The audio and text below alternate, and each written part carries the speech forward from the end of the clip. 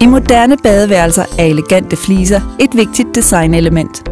For at fliser i stort format skal blive hængende på væggen i lang tid, kræves der en moderne fliseklæber. Men hvad består sådan en moderne fliseklæber egentlig af? Ganske enkelt. Den består af cement, sand og forskellige tilsætningsstoffer, såkaldte additiver. Til udvikling af fliseklæber afvejes de forskellige råvarer som pulver i bestemte mængder og blandes til en ensartet masse. Derefter testes forarbejdningsegenskaberne på en testoverflade, og fliseklæberen kontrolleres for sin håndværksmæssige egnethed. Desuden gennemføres en række forskellige afprøvninger i laboratoriet, f.eks. af vedhæftningsstyrke, der udføres efter forskellige belastninger, såsom fugt, varme eller kulde. Ved hjælp af en mørtelstrimmel måler man desuden fliseklæbernes nedbøjning og dermed fleksibilitet. Her i kontrolrummet samles alle produktionsopgaverne. Anlægget producerer helt på egen hånd, og alting forløber fuldautomatisk. Det bliver kun overvåget. Her blandes fliseklæberen af de forskellige råvarer.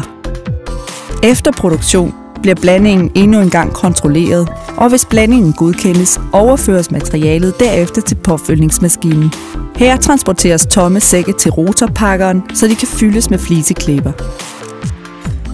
Den fyldte sæk vejes hurtigt og ender derefter på et transportbånd til placering på en palle. Pallen med fliseklæber sendes derefter videre til logistikafdelingen. Efter produktionen transporteres materialet til opbevaring i en lagerhal. Her i lagerhallen stables alle producerede materialer på paller til lageropbevaring.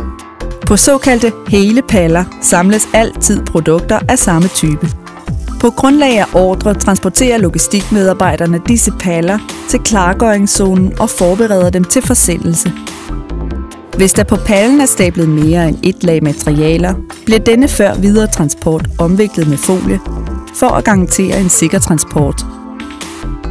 Produkter, der ikke udleveres som hele paller, føres via endnu et transportbånd til en hal med 2 industrirobotter. Disse robotter er en del af plukningsanlægget, som benyttes til klargøring af mindre mængder i henhold til kundernes bestilling.